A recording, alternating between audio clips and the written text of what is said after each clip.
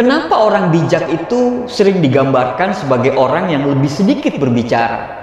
Dan kalaupun dia berbicara, dia tidak akan nampak terlalu mengumbar kata-kata sehingga terkesan bertele-tele dan berputar di situ-situ saja. Karena sejak kecil kita sudah terbiasa dikesankan bahwa seorang pembual dan pembohong itu selalu identik dengan orang yang banyak bicara dan banyak ngomong. Orang bijak atau orang terasa kecerdasannya secara emosi, dia akan lebih memilih untuk mendengar daripada berbicara.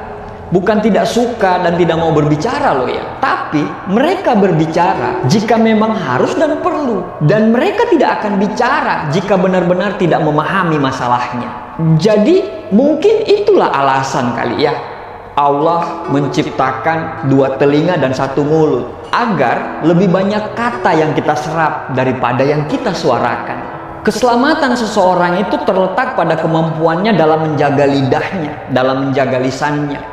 Akalnya diletakkan di depan lidahnya, bukan di belakang. Maknanya, dia akan selalu berpikir sebelum menyatakan sesuatu. Apalagi di zaman teknologi digital sekarang ini, semua sudah tidak berjarak lagi satu sama lain.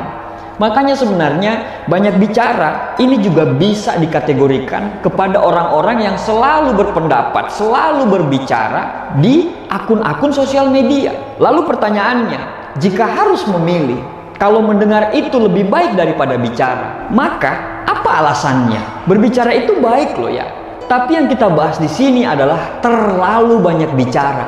Dalam semua ajaran agama, yang namanya terlalu itu tidak baik. Dan banyak sekali alasan-alasannya. Alasan yang pertama, sedikit berbicara itu akan meminimalisasi potensi salah bicara. Banyak bicara akan memaksimalkan potensi kesalahan bicara. Meminjam kata-kata Sayyidina Umar bin Khattab, aku tidak pernah sekalipun menyesali diamku, tapi aku berkali-kali menyesali apa yang aku bicarakan. Semakin kita sering bicara, maka semakin besar potensi salah dan khilaf. Ini wajar alias lumrah. Jangan dibayangkan zaman sekarang itu berbicara hanya menggunakan lidah saja. Zaman sekarang itu semakin maju. Kita berbicara bisa aja diwakili oleh jari-jari kita. Semakin kita banyak berbicara melalui lidah atau melalui media apapun, maka potensi salah itu akan semakin besar. Meskipun potensi baik pasti akan selalu ada. Coba perhatikan zaman sekarang ini. Orang-orang yang pada akhirnya harus berurusan dengan hukum, apakah mereka sedikit berbicara? Coba Anda cermati lagi. Kalau sudah, harusnya Anda sudah bisa menjawab pertanyaannya. Intinya, iritlah berbicara, hemat kata dan kalimat yang keluar dari mulut atau jemari kita. Ingat loh ya, hemat bukan tidak boleh, hanya saja kita harus cermat. Artinya harus pandai mengatur timing, kapan harus berbicara dan kapan harus hanya mendengarkan saja. Yang kedua, banyak bicara itu bisa diprediksi. Semakin banyak bicara Anda, maka semakin mudah Anda diprediksi dalam segala macam hal. Apakah itu dalam hal sikap, pendapat, atau sebagainya. Banyak bicara ketika memang pembicaraan itu sesuai dengan bidang kita, berarti bicaranya kita itu bagus dan bermanfaat bagi orang. Tetapi ketika terlalu banyak bicara, apalagi bicaramu tentang sesuatu yang tidak dikuasai, orang akan menganggap kamu cuma mau cari perhatian saja.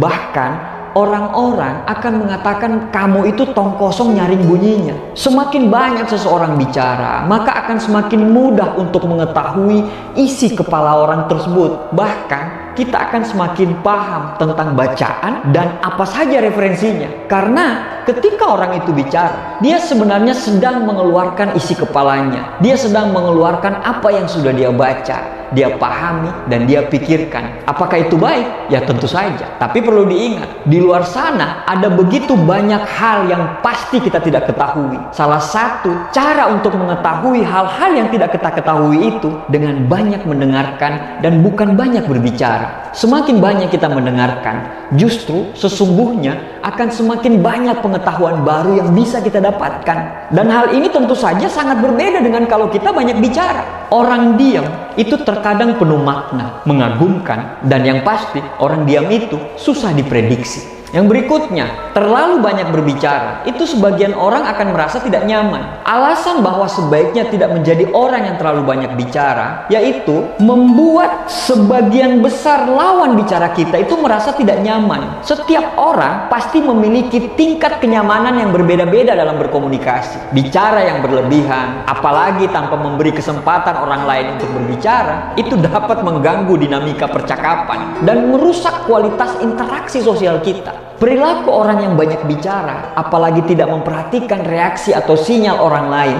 itu dapat membuat ketidaknyamanan akan menjadi lebih besar. Misalnya, jika orang tersebut terus-menerus bercerita tanpa mengindahkan ekspresi wajah atau bahasa tubuh orang yang mendengarkan itu menunjukkan ketidaknyamanan, ketidakminatan, dan kebingungan, hal itu akan membuat orang lain frustrasi dan tidak nyaman. Makanya, penting bagi individu-individu yang banyak bicara itu untuk lebih peka terhadap respon orang lain agar dapat menciptakan interaksi yang lebih nyaman dan lebih berimbang. Ada yang tidak bermasalah dengan bertemu banyak orang, tapi ada juga yang sebaliknya. Untuk meminimalisir ketidaknyamanan ini, sebaiknya kita bicara seperlunya saja, apalagi pada saat kita bertemu dengan orang yang baru, di mana kita belum kenal karakter masing-masing orang baru tersebut. Yang berikutnya, ketika bicaramu omong kosong, orang akan susah percaya. Orang akan susah percaya ketika yang kita bicarakan itu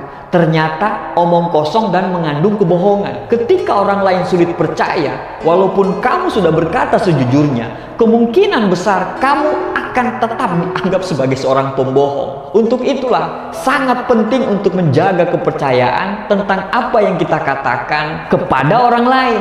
Maka dari itu sangat penting untuk menjaga kepercayaan tentang apa yang kita bicarakan kepada orang lain.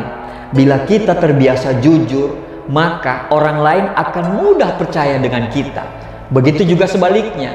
Jadi, jangan pernah anggap remeh kepercayaan orang lain. Walaupun kita memiliki hak bebas untuk berbicara, bukan berarti bisa memanfaatkan semau kita. Jangan sampai karena menjadi orang yang banyak bicara, penyesalan akan datang dan membuat orang lain tidak nyaman berteman dengan kita. Jadi ingat kata-kata Imam Ghazali, jenis manusia yang paling buruk adalah jenis manusia yang selalu merasa mengerti, selalu merasa tahu, dan selalu merasa memiliki ilmu, padahal dia tidak tahu apa-apa sama sekali. Dan repotnya, jenis manusia seperti ini sepertinya susah untuk disadarkan. Kalau diingatkan, dia akan membantah, sebab dia merasa lebih tahu. Semoga kita dijauhkan dari sifat orang-orang yang merasa mengerti, merasa tahu, padahal sejatinya tidak mengerti apa-apa. Demikian, terima kasih. Semoga bermanfaat.